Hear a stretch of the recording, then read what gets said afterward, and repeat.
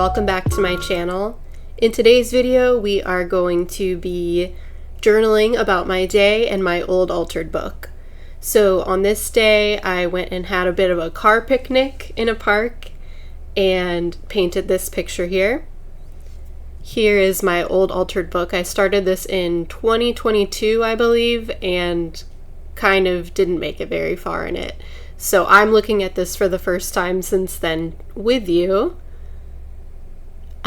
If I'm remembering correctly, I wanted this altered book to sort of be little solo adventures I was going on. So at that time, I had been working full-time since, obviously before my son had been born, but that entire time, and an essential worker through the pandemic and working full-time that whole time. And when I started this altered book, it was the first time that I was part-time and my son was starting school, so I finally felt like I had some time to figure out what I liked to do again. And so this started because I was taking a lot of classes at my library and they had an altered book class. Before you worry about me defacing this book, it was provided by a librarian. This I would call more of a meetup style than a class. Usually the first 15 minutes she would teach us maybe a new pocket folding technique like the accordion style one that you saw a few pages back, but after that there were just tons of supplies laid out. We would bring in more supplies to share with one another, and you would just sort of be turned loose to do whatever you wanted in your book. This page, my son and I went to the zoo. Those little animals there, you can see, I wanted that to look like a jungle, and then the animals he drew in my sketchbook while we were at the zoo, and then I copied and printed them to be like peeking out from behind the vines.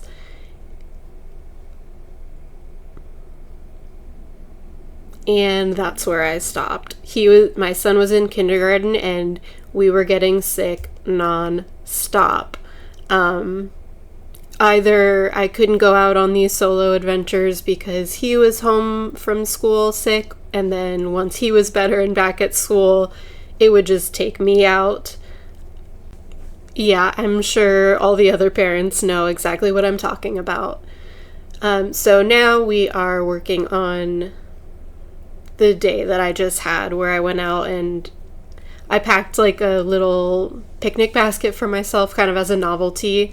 I wanted to paint. I haven't painted in a while, so I brought this plate with gouache on it. Not that practical, but it was fine because I was in my car. So for this page that I'm doing, I kind of want to use just the supplies and things that I had gathered on that day to add into the book. So I'm using the same gouache palette that I used that day and making just sort of like a sloppy version of the painting that I had done as the background. And I knew that I was going to be covering up most of this, so I'm not worried about how it looks. In hindsight, now that I'm watching this back, I do feel like I definitely could have grabbed a bigger brush and this would have gone faster, but that's okay. Also, the book is already getting pretty chunky, and now that I'm thinking back on those altered book meetups that I went to, I'm remembering vaguely that I think when we would start a book, we would go maybe like every 10 pages and tear a page or two out so that once you're gluing stuff in, it doesn't get too overloaded because you could break the spine, you know? But I have not done that so far. If I keep on doing this book, I probably will do that. I'm thinking about starting a new junk journal, so I don't know if I'll keep using this book, but maybe occasionally I will. It was fun. I enjoyed doing this day. If you junk journal or art journal, let me know in the comments below. I'd love to hear a little bit about your process, and if you have any recommendations for YouTubers who do junk journaling or art journaling, also let me know. I'd love to check them out. I just noticed, and maybe you've noticed too, the sock that's sitting on my desk. When I well, another class that I took at the library that I really loved was nature journaling. And I know a lot of people will use like an athletic wristband to clean off their brush. The instructor for the nature journaling class that I took, she said to cut holes in a old but clean sock that you're no longer wearing to fit your thumb and then your four fingers through, and you put that on your hand and wrist to clean your brush. So I did take that with me this day. That's what that's doing there. And the other supply I quickly grabbed before leaving the house was this little pack of Prismacolors. I got them on clearance at Target for like $6. I have not really used them yet other than swatching them. So I figured this would be good. It's always fun to work with a limited palette so you're not overthinking anything.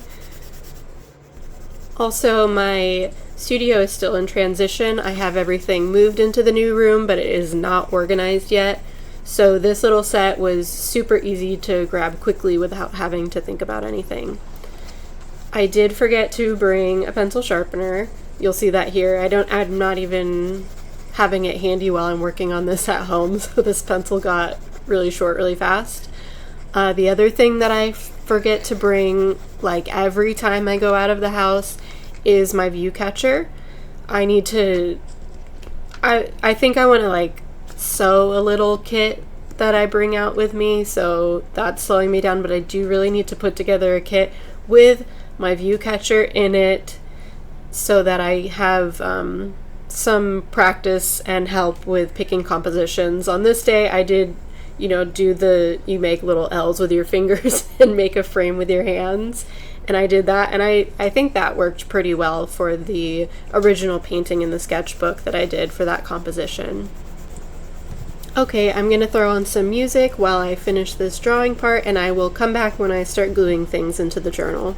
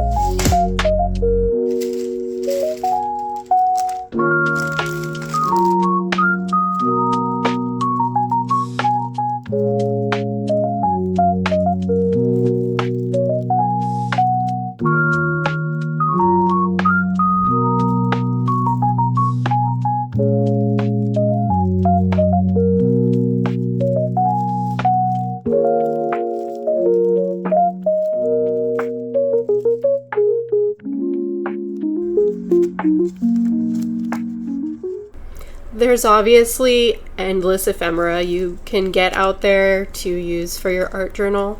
For this book, I like using just the stuff that I collect on the day that I'm journaling about.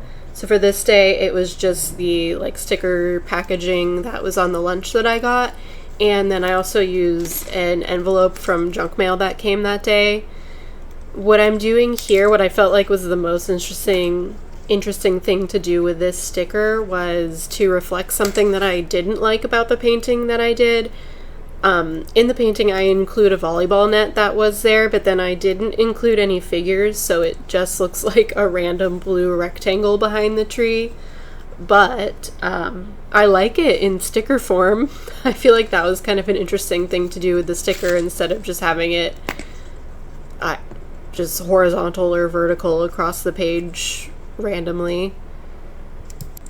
It did lose some stickiness, so I'm using a glue stick to glue it in. The edges were not wanting to cooperate.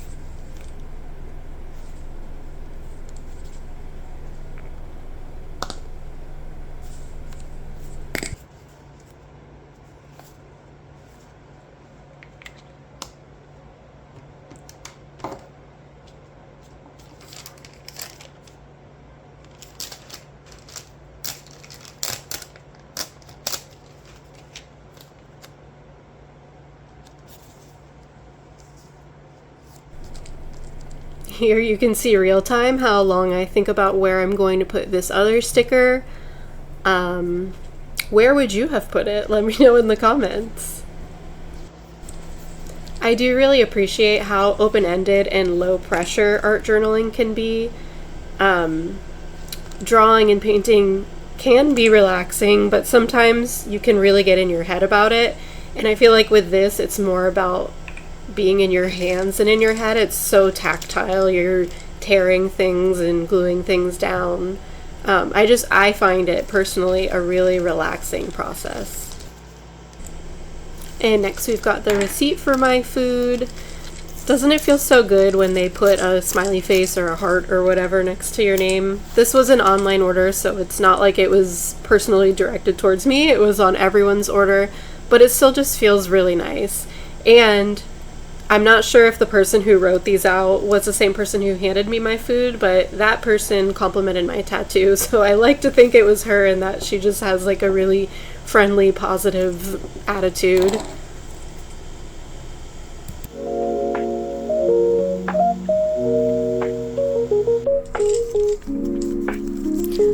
Oh yeah, and this is the washi tape that was in my sketchbook that day, so it gets to live a second life in here too.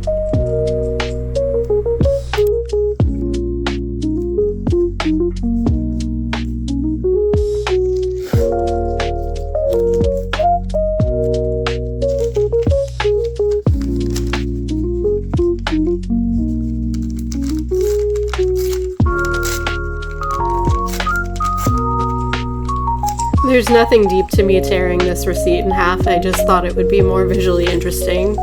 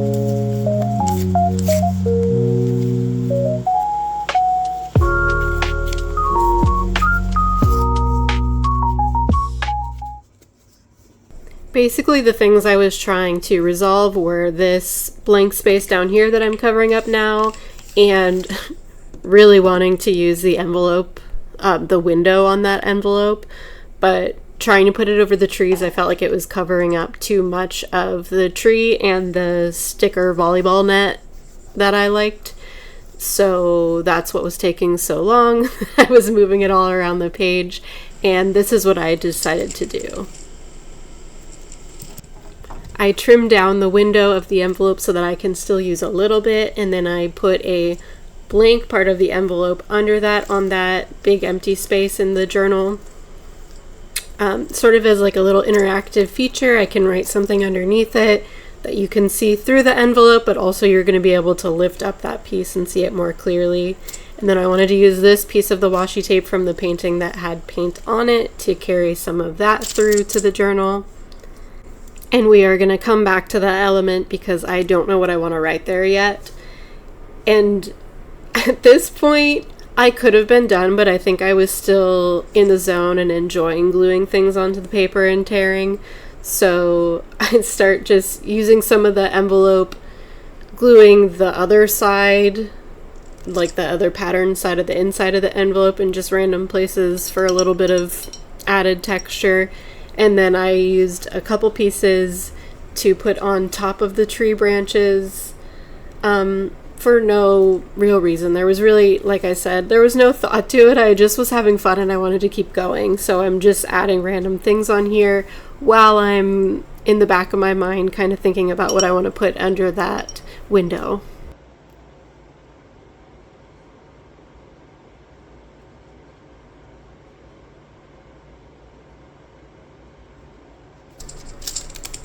When I did gouache on the envelope paper for the tree limb, it seemed to work out okay. So then I tried to add a little color onto this part, but it seems like the paper was resisting the gouache and just the water was absorbing into it and just getting it kind of wet and difficult to work with.